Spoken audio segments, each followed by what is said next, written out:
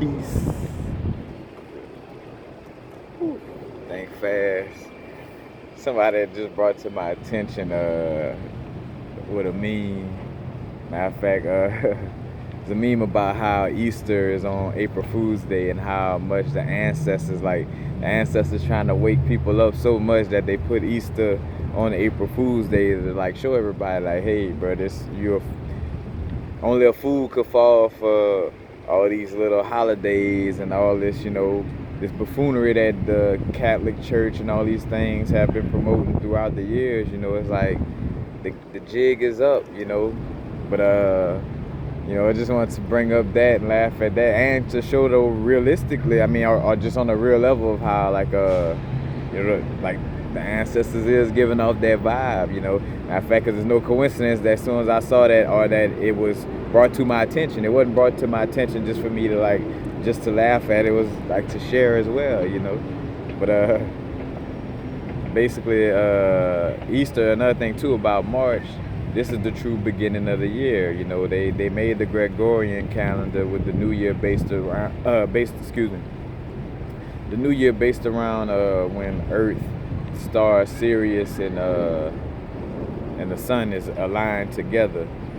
Compared to the actual beginning of the year, like in essence in March 21st, like the area of Aries, and spring, the beginning. Think about that, like, wouldn't the beginning be like when flowers are sprouting, like the beginning, like with fruits are coming out, like was the personification of being born. You are a fruit of, of your parents, So it's like, the same thing, like that springtime is that beginning, that birth of all the things in nature.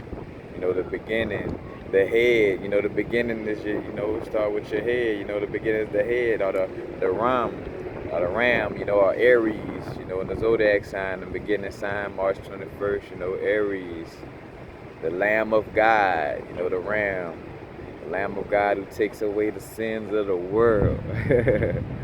That's all, matter of fact, because in that Easter time, that's when Jesus, even though the letter J didn't exist when Jesus was around, that's when Jesus was,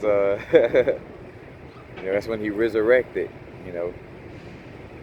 Again, it's all personifications of, Kundalini, the Christ energy moving within our body, within us, and also outside of us, because it moves through the solar system.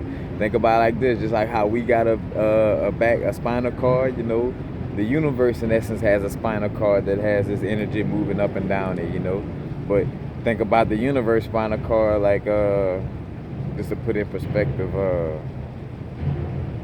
it's so many. It takes so many millenniums just for, say, for instance, from the root chakra, for energy to travel from the root chakra to the sacral chakra of the universe. Let's just say, hypothetically speaking, put your brain there, like just, amplify our body times, however much.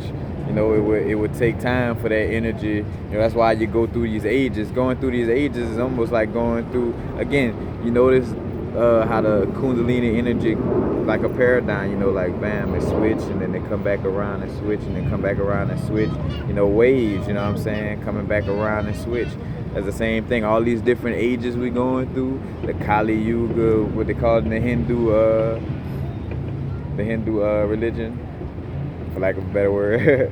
But it's, that shift, it's constantly, bam, bam, bam, But again, I forgot what I was going there. Oh, that the Ida and Pingala energy, but that also the crucifixion energy, being crucified, is when that Ida and Pingala energy, or that Christ see, that's what I was talking about, as above so below, how that energy moves, on a macrocosm level, and that's us going through these different ages, the paradigm. So it's just like we going through the Kundalini of our near universe, and then our near universe is going through the Kundalini of a bigger, like, and that's the universe, for lack of a better word. So I should say galaxy. Our near galaxy is going through, same change, as above so below. The cells in our body going through the same little. Our cells in our body trying to get its chakras right too, you know what I'm saying? Because to a certain extent, and you see that balance of like where you have no choice, but you do. You know, it's that balance of that divine feminine energy of like, you know, things just come to us, kind of somewhat has a divine order to things, but then that masculine energy where you do have a choice, you know, like, well, you know, I just picked up this pen, I chose to pick up this pen, you know. Now I could say, yeah, the universe told me to pick up this pen, you know, but from the perception of, you know, how our conscious operate in situations like that, you know, that's more of our choice. But again, with the Easter energy as well, Easter basically stands for the Ishtar. Ishtar was like the goddess of fertility. Also, I was told Ishtar is the goddess that is, or the female picture that Starbucks use. You know, Ishtar. You see how they try to use those symbols. You know, I worked at a place that dealt with using symbology. You know, the Eye of Ra. You know what I'm saying, to pull people in. Because people not knowing that, oh man, I just stopped because I saw the symbol, I saw the eye, you know. And to each his own on how people market different symbols, but you know that those symbols pull people in, and a lot of people know these things, and that's why they use these symbols. You know? But again, goddess of fertility, you know, a fertile female has fertile eggs. Oh, with the Easter bunny pass out around Easter, got Easter eggs or Ishtar's eggs, you know. Basically, you know, the goddess Ishtar eggs, you know, in the womb through the fallopian tubes. You know, but that has to deal with fertility, and I mean, and then fertility again, and just that nature of, you know, spring stuff being born. For something to be born, something something has to be fertile, you know, the ground has to be fertile, you know, or the female has to be fertile, you know, in order for, you know, a seed to be planted, and, you know, for a fruit to be bear from that situation, you know. But that's basically it. Just kind of wants to put on blast how, you know, the ancestors, how just the universe, just everything is just trying to throw those little breadcrumbs out there and show y'all, man, the real truth, you know. So Easter this year coming up is on April Fool's Day, you know. Matter of fact, I don't know the little story behind April Fool's Day. I started to look it up. I'm like, that's not, if it's not already some knowledge I have, then, you know, sometimes, you know, it's good to get a little cool, little, you know, let me find out a little, but that wasn't my point. So you're not going to get the history of April Fool's Day in this video, but, you know, could Google it, though. Definitely have Google. And that's the thing, being of course, you know, watching these videos and things of this nature, you know, we get help, we get insight, things that, you know, different little pointers, things that we could use to help us. But then again, you know, there's a lot of, you know, a certain little work that we put in ourselves, you know. Like, that's why I'm book on about the Google situation, you know. We'll look up April Fool's Day, tell me about it, you know. Iron sharpen iron. That's why we each other's reflection. I work on what I'm good at. You know, you do what you good at, and, you know, we let the iron sharpen iron after that. You know, you tell me about how I can't even say it right, mortgage, you know, mortgage of a house, and, you know, investments and things of this nature. You could tell me how that worked, you know. I tell you how the crystals work, you know. But that's basically it, you know. All these holidays again, and back to the Gregorian calendar not being like the real setup for the real calendar. Another clue towards that is look at the way the days of the way the months are named. September, sept is for 7, so September in essence would or should be the 7th month. You know what I'm saying? October, like an octagon, 8 sides, 8. You know, and is it a coincidence in the universe that, you know, doesn't deal with coincidence that, you know, sept is 7 and then the next month is Oct, that's 8, you know what I'm saying?